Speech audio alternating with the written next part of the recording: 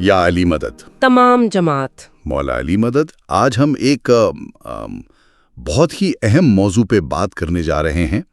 اسماعیلی تاریخ میں ایک سنگ میل سمجھا جاتا ہے اسے، قیامت کبریٰ۔ جی ہم نے دیکھے پہلے قائم القیامہ پر تو بات کی تھی، لیکن آج کا موضوع تھوڑا سا الگ ہے، اگرچہ ہے یہ امام حسن ثانی سے ہی متعلق۔ بالکل ہے تو امام حسن ثانی سے ہی متعلق، لیکن اس کا زاویہ، اس کی اہمیت کچھ منفرد ہے۔ جی منفرد معلومات ہیں اس میں۔ یہ وہ تاریخی لمحہ تھا الموت میں، جب ایک عظیم روحانی تبدیلی کا گویا اعلان ہوا۔ بالکل، یہ صرف کوئی آپ کہیں کہ تاریخی واقعہ نہیں تھا، بلکہ اس کے پیچھے گہرا روحانی مفہوم تھا، جس نے نہ صرف اسماعیلی فکر بلکہ عمل پر بھی آپ دیکھیں بہت گہرے اثرات ڈالے۔ اور ایک بات جو سننے میں آتی ہے کہ شاید مستقبل میں بھی ایسا کچھ ہو، قیامت کبریٰ دوبارہ آئے، لیکن یہ تو ظاہر ہے صرف ایک امکان ہے، مولا ہی بہتر جانتے ہیں۔ جی بالکل، علم تو کل مولا کے پاس ہے، ہم تو صرف جو تاریخی شواہد ہیں ان کی روشنی میں بات کر سکتے ہیں۔ صحیح، تو آج ہمارا مقصد ہے کہ یہ جو تاریخی قیامت کبریٰ ہے، 1164 عیسوی میں امام حسن ثانی نے جو برپا کی، اس کو ذرا سمجھیں۔ جی آئیے وہیں سے شروع کرتے ہیں، اس کے نام سے قیامت۔ اب دیکھیں، عام مطلب تو ہم سب جانتے ہیں، مردوں کا جی اٹھنا۔ جی ہاں، لیکن باطنی مفہوم اگر دیکھیں تو یہ ایک روحانی بیداری ہے، ایک طرف سے شعور کی ایک اونچی سطح پر پہنچنا ہے۔ اچھا، اور پھر جب ہم قیامت کبریٰ کہتے ہیں، یعنی عظیم قیامت، تو یہ اشارہ ہے اس روحانی معراج کی طرف، اس انتہا کی طرف، جہاں انسان ظاہری رسومات، ظاہری قوانین کی جو پابندی ہے نا، جی اس سے آگے بڑھ جاتا ہے اور حقیقت، یعنی جو اصل جوہر ہے، حقائق ہیں، ان کو پا لیتا ہے۔ تو یہ ایک طرح سے روح کی آزادی ہوئی۔ اپنے الہی ماخذ سے، اپنے سورس سے دوبارہ جڑنا۔ بالکل درست کہا آپ نے، یہ وہی مقام ہے جہاں شریعت کے جو ظاہری پہلو ہیں ان سے گزر کر آپ اس کی باطنی روح تک، یعنی حقیقت تک پہنچ جاتے ہیں۔ یہ تصور کوئی بالکل نیا نہیں تھا، اس کی جڑیں تو اسماعیلی فکر میں بہت گہری ہیں، بلکہ آپ دیکھیں کئی اہم شخصیات نے پہلے سے ہی اس طرح کے ایک روحانی انقلاب کی، آپ کہہ لیں، پیشن گوئی کی تھی۔ اچھا، کون کون سی شخصیات تھیں وہ، اور ان پیشن گوئیوں کا اس وقت کیا اثر رہا ہوگا ماحول پر؟ مثال کے طور پہ ایک بہت بڑا نام ہے فاطمی دور کے فقیہ اور دائی قاضی نعمان کا۔ 10ویں صدی عیسوی میں۔ جی، قاضی نعمان، انہوں نے اپنی کتاب شرح الاخبار میں لکھا تھا کہ امام مہدی اور ان کی اولاد کے دور میں اسلام غالب آئے گا اور یہ جو موجودہ نظام ہے یہ ختم ہوگا، اور پھر قیامت جو ہے وہ ان کے جانشینوں میں سے ہی کسی ایک کے ذریعے قائم ہوگی۔ یعنی ایک امید بند گئی تھی کہ آگے چل کر کچھ بڑا ہونے والا ہے، ایک روحانی دور آئے گا۔ بالکل، ایک انتظار کی کیفیت تھی۔ اور پھر دیکھیں 11ویں صدی کے ایک اور عظیم مفکر ہوئے ہیں حمید الدین کرمانی۔ جی ہاں، کرمانی۔ انہوں نے کتاب الریاض میں کتاب المحصول کا حوالہ دے کر مزید وضاحت کی۔ انہوں نے یہ کہا کہ قیامت کبریٰ اس وقت آئے گی جب یہ جو ظاہری تعلیم کے دروازے ہیں یہ بند ہو جائیں گے اور دعوت کا کام ایک طرح سے معطل ہو جائے گا۔ معطل کیوں ہو جائے گا؟ کیونکہ ان کے مطابق دعوت اپنا مقصد پورا کر چکی ہوگی، یعنی دعوت نے لوگوں کو تیار کر دیا ہوگا۔ یہ اس طرف اشارہ تھا کہ ایک وقت آئے گا جب ظاہری تعلیمات کی جگہ براہ راست روحانی تجربہ لے لے گا۔ یہ تو بہت گہری بات ہے، یعنی دعوت کا مقصد ہی لوگوں کو اس قابل بنانا تھا کہ وہ براہ راست حقیقت کو سمجھ سکیں۔ بالکل، دعوت ایک طرح سے تیاری کا مرحلہ تھی، اور پھر آگے چل کر 15ویں صدی میں قلقشندی نے بھی صبح العاشی میں لکھا کہ الموت کے جو بانی تھے حسن بن صباح، جی، انہوں نے یہ عقیدہ پھیلایا تھا کہ قائم الزمان کا ظہور بہت قریب ہے اور امام اور ان کا جو حقیقی پیغام ہے وہ جلد ظاہر ہونے والا ہے۔ تو گویا یہ ساری پیشن گوئیاں مل کر ایک ماحول بنا رہی تھیں، خاص طور پر الموت اور اس کے آس پاس، کہ لوگ ایک بڑی تبدیلی کے، ایک روحانی کشف کے منتظر تھے۔ جی ہاں، ایک اجتماعی انتظار تھا۔ مارشن ہاٹسن نے بھی اسی طرف اشارہ کیا ہے کہ الموت میں حالات اب وہ نہیں رہے تھے جو پہلے تھے، اور پیروکاروں میں یہ شدید خواہش پیدا ہو چکی تھی کہ امام اب پوشیدگی سے باہر آئیں اور ان کی براہ راست روحانی رہنمائی کریں۔ 70 سال سے زیادہ کا عرصہ جدوجہد، مشکلات۔ بالکل، اور شاید ان قربانیوں نے، اس جدوجہد نے پیروکاروں کی روحوں کو اتنا پختہ کر دیا تھا، اتنا تیار کر دیا تھا کہ وہ ظاہری عبادات سے آگے بڑھ کر باطنی حقیقت کو قبول کرنے کے لیے آپ کہہ لیں ریڈی تھے۔ اور اسی پس منظر میں پھر وہ دن آیا، 17 رمضان 599 ہجری، یعنی 8 اگست 1164 عیسوی، الموت میں قیامت کبریٰ کا اعلان۔ جی، تو اس دن کیا ہوا تھا؟ کیا تفصیلات ملتی ہیں ہمیں ذرائع سے؟ دیکھیں، مشہور مورخ ہیں رشید الدین، انہوں نے جامع التواریخ میں لکھا ہے کہ امام حسن ثانی نے اپنے زیر اثر جو علاقے تھے وہاں سے لوگوں کو حکم دیا کہ وہ الموت کے دامن میں جو نماز کا میدان تھا وہاں جمع ہوں۔ تو یہ ایک بہت بڑا اجتماع تھا، یعنی باقاعدہ منصوبہ بندی کے تحت یہ اجتماع کیا گیا۔ بالکل بالکل، وہاں ایک ممبر بھی قائم کیا گیا اور اس ممبر کے چاروں کونوں پر 4 الگ الگ رنگوں کے جھنڈے لگائے گئے تھے، سفید، سرخ، پیلا اور سبز۔ یہ رنگوں کی کیا اہمیت ہو سکتی ہے؟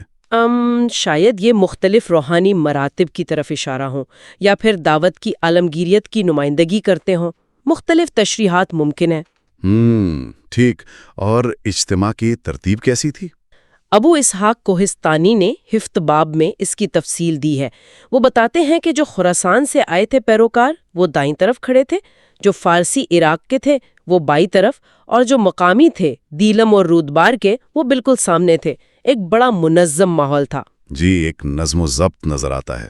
بالکل، اور ممبر کے سامنے ایک کرسی رکھی گئی جس پر ایک معروف فقیہ تھے محمد بستی، ان کو بیٹھنے کا حکم دیا گیا۔ اچھا۔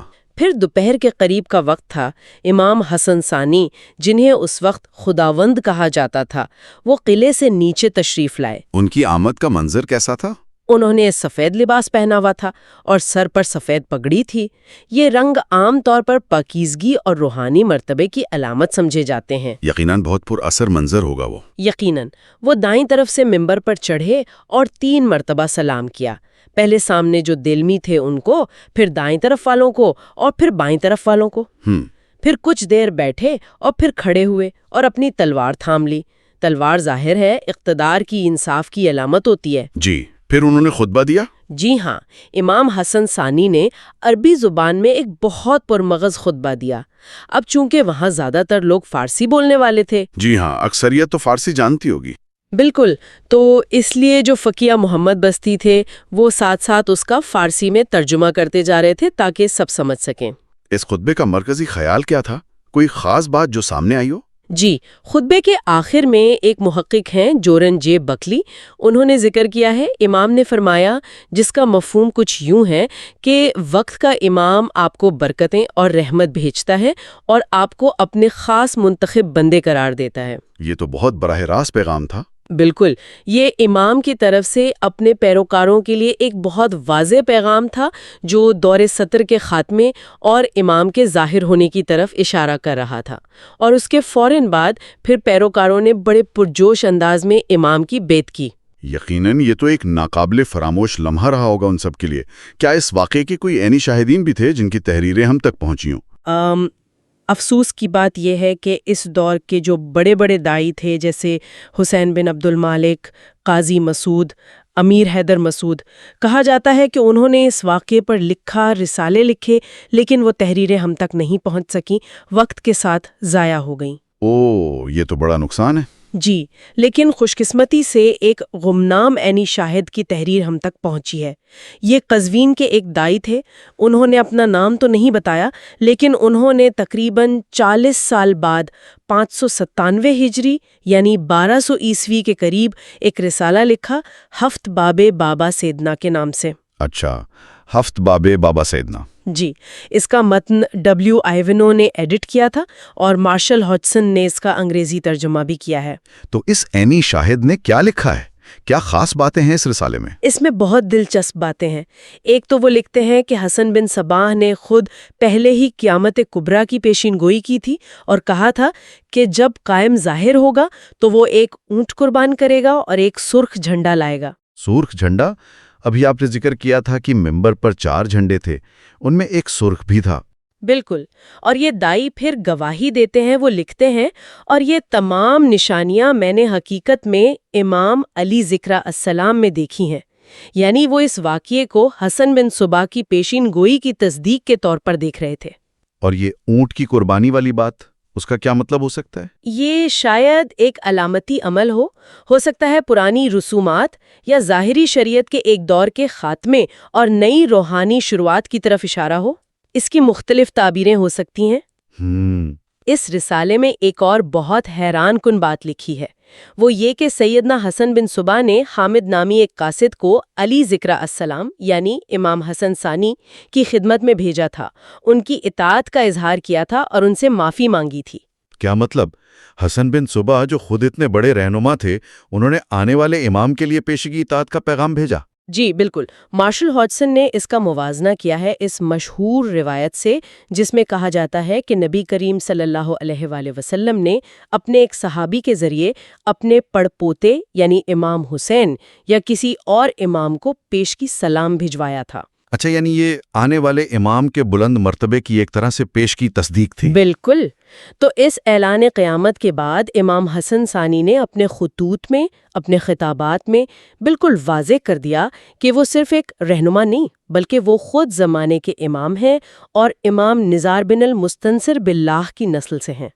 تو یہ ان کے نسب کا اور ان کے اختیار کا ایک طرح سے دو ٹوک اعلان تھا۔ جی ہاں بالکل۔ اب ذرا اس اعلان کی جو اصل اہمیت ہے اس پر بات کرتے ہیں۔ ڈبلیو آئیونوف کا ایک خیال ہے کہ الموت میں جو تقریباً 75 سال کی جد و جہد گزری تھی، اس نے پیروکاروں کو روحانی طور پر اتنا تیار کر دیا تھا کہ وہ اب ظاہری عبادت سے آگے بڑھ کر باطنی تربیت پر توجہ دینے کے قابل ہو گئے تھے۔ کیا یہ قیامت کا بنیادی مقصد تھا، ظاہریت سے باطنیت کی طرف ایک سفر؟ جی، یہ اس کا ایک بہت اہم پہلو تھا۔ بنیادی طور پر آپ دیکھیں تو قیامت جو تھی وہ امام کی شخصیت میں حقیقت کے بے نقاب ہونے کی نمائندگی کر رہی تھی۔ حقیقت سے یہاں کیا مراد ہے؟ کیا یہ خدا کی معرفت ہے؟ حقیقت سے مراد ہے، آپ کہہ لیں، چیزوں کی اصل، کائنات کے جو چھپے ہوئے راز ہیں، اور ہاں، خدا کی معرفت بھی۔ قیامت کے اعلان کا مطلب یہ تھا کہ اب جو مومنین ہیں وہ اس قابل ہو گئے ہیں کہ وہ ان گہرے روحانی معانی کو براہ راست امام کے ذریعے سمجھ سکیں، کیونکہ امام جو ہیں وہ زمین پر خدا کا مظہر ہے، ایپیفنی ہے۔ یعنی وہ ذریعہ ہے حقیقت تک پہنچنے کا؟ بالکل۔ اور یہ شریعت کی کوئی منسوخی نہیں تھی جیسا کہ بعض لوگ سمجھتے ہیں، بلکہ یہ شریعت کی روح کو سمجھنے کی کوشش تھی، اس کی زمانے کے مطابق تشریح کرنے کی کوشش تھی، جس میں روحانیت پر، باطنی معنی پر زور دیا گیا تھا۔ تو یہ شریعت کی ایک نئی تعبیر ہوئی، وقت کے تقاضوں کے مطابق ڈھالی گئی۔ ایک لحاظ سے کہہ سکتے ہیں یہ ظاہری احکامات کے پیچھے جو گہرے روحانی مقاصد چھپے ہیں ان کو سامنے لانے کا عمل تھا، اور اس میں امام کا کردار مرکزی تھا کیونکہ وہی تو حقیقت کے مستند مفسر تھے۔ اچھا، تو یہ جو اعلان قیامت تھا یہ صرف الموت میں ہی ہوا یا یہ پیغام آگے بھی پھیلا؟ نہیں، یہ پھیلا۔ الموت کے اعلان کے کوئی 10 ہفتے بعد 8 ذی القعدہ 559 ہجری کو کوہستان میں، جو آج کل مشرقی ایران کا حصہ ہے، وہاں ایک قلعہ ہے مومن آباد۔ جی، مومن آباد۔ وہاں بھی ایک علامتی تقریب منعقد ہوئی۔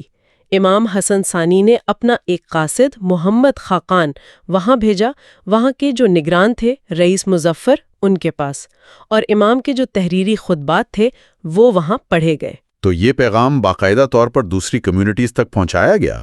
شام کے علاقوں میں کیا ہوا؟ شام میں یہ اعلان تھوڑا سا دیر سے پہنچا، 560 ہجری یعنی اگلے سال 1165 عیسوی میں۔ اس سے یہ ظاہر ہوتا ہے کہ یہ ایک منظم انداز میں کیا گیا کام تھا، یہ پیغام مختلف اسماعیلی کمیونٹیز تک پہنچایا جا رہا تھا۔ اور اسی دور سے ہم دیکھتے ہیں کہ امام حسن ثانی کے نام کے ساتھ علی ذکرہ السلام کا لاحقہ استعمال ہونا شروع ہوا۔ حسن علی ذکرہ السلام۔ جی، ایسا ہی لگتا ہے۔ علی ذکرہ السلام کا مطلب ہے ان کے ذکر پر سلامتی ہو۔ یہ ایک دعائیہ کلمہ ہے، ایک بینیڈکشن ہے جو عام طور پر انبیاء یا ائمہ کے لیے ہی استعمال ہوتا ہے۔ یہ کسی دائی کے لیے، یہاں تک کہ امام حسن ثانی کے جو والد تھے محمد بن بزرگ امید، جو ظاہری طور پر حکمران تھے، ان کے لیے بھی استعمال نہیں کیا جا سکتا تھا۔ تو اس لقب کا استعمال ہی اس بات کی ایک بڑی دلیل ہے کہ پیروکاروں نے انہیں صرف ایک حکمران نہیں مانا بلکہ انہیں امام تسلیم کر لیا تھا۔ تو اس اعلان کے ساتھ ہی ہم کہہ سکتے ہیں کہ دور سطر یعنی پوشیدگی کا دور وہ ختم ہوا اور دور کشف یعنی ظہور کا دور وہ شروع ہو گیا۔ بالکل، امام حسن ثانی اب ایک مطلق العنان حکمران کے طور پر بھی اور ایک ظاہر امام کے طور پر بھی سامنے آ رہا ہے، اور یہ اسماعیلی تاریخ کا دوسرا دور سطر تھا جس کا اختتام ہوا۔ دوسرا؟ پہلا کب تھا؟ کیمبرج ہسٹری آف ایران میں بھی اس کی وضاحت ملتی ہے کہ ستر کا مطلب ہی وہ دور ہوتا تھا جب امام کا مقام دنیا کی نظروں سے یا کبھی کبھی تو اپنے خاص پیروکاروں سے بھی پوشیدہ ہو، جیسا کہ فاطمیوں کے عروج سے پہلے ہوا اور پھر امام نزار کی وفات کے بعد۔ تو اس کا مطلب یہ ہوا کہ اب امام کی جو براہ راست موجودگی تھی، ان کی جو رہنمائی تھی، وہ پیروکاروں کو میسر آ گئی تھی۔ جی ہاں، دور کش کا مطلب ہی یہ تھا کہ اب حقیقت پردے میں نہیں رہی بلکہ امام کی ذات میں مجسم ہو کر ظاہر ہو گئی ہے۔ پیروکار اب براہ راست امام سے روحانی فیض حاصل کر سکتے تھے۔ تو اگر ہم آج کی اس ساری گفتگو کا خلاصہ کریں تو قیامت کبریٰ صرف ایک تاریخی دن نہیں تھا، بلکہ یہ امام حسن علی ذکرہ السلام کے ذریعے ایک بہت گہری روحانی تبدیلی کا آغاز تھا۔ جی، یہ حقیقت کا انکشاف تھا، ظاہری شریعت سے باطنی معرفت کی طرف ایک طرح کی دعوت تھی، اور دور ستر کے خاتمے اور دور کش کے شروع ہونے کا اعلان تھا۔ بالکل، اور یہ امام کی طرف سے اپنے پیروکاروں کی جو روحانی بلوغت تھی اس کا ایک طرح سے اعتراف بھی تھا کہ اب وہ اس قابل ہو گئے ہیں کہ وہ براہ راست حقیقت کو سمجھیں اور اس پر عمل کریں۔ یہ ظاہری پابندیوں سے نکل کر روحانی آزادی اور ساتھ ہی ساتھ روحانی ذمہ داری کی طرف ایک قدم تھا۔ اس ساری گفتگو کے بعد میرے ذہن میں ایک سوال آ رہا ہے جس پہ شاید ہم سب کو سوچنا چاہیے کہ جو منتقلی تھی دور ستر سے دور کشف کی طرف، یعنی ظاہری قوانین سے باطنی حقیقت کی طرف کا جو سفر تھا، یہ ہمیں انفرادی سطح پر اپنی روحانی ترقی کے بارے میں کیا سکھاتا ہے؟ دلچسپ سوال ہے۔ کیا آج کے دور میں بھی ہمیں اپنے ایمان کے جو باطنی پہلوئے ہیں ان کو سمجھنے کے لیے، ان میں گہرائی تک جانے کے لیے اور اپنی زندگی میں ایک حقیقی روحانی تبدیلی لانے کے لیے اسی طرح کی ایک ذاتی قیامت، ایک گہری روحانی بیداری کی ضرورت ہے؟ یہ یقیناً ایک بہت اہم سوال ہے، اور شاید اس کا جواب ہر فرد کو اپنی روحانی جستجو میں خود ہی تلاش کرنا ہوتا ہے۔ بالکل۔ اسی غور طلب نقطے کے ساتھ آج کی گفتگو ہم یہیں ختم کرتے ہیں۔ گفتگو کے شروع میں ایک چھوٹی سی درخواست کرنی تھی جو رہ گئی، وہ یہ کہ ہمارے اب 3 نہیں بلکہ 4 چینلز ہیں۔ جی ہاں، ان سب کو سبسکرائب کر لیں، لنکس ڈسکرپشن میں بھی ہیں اور آپ سکرین پر بھی دیکھ رہے ہوں گے۔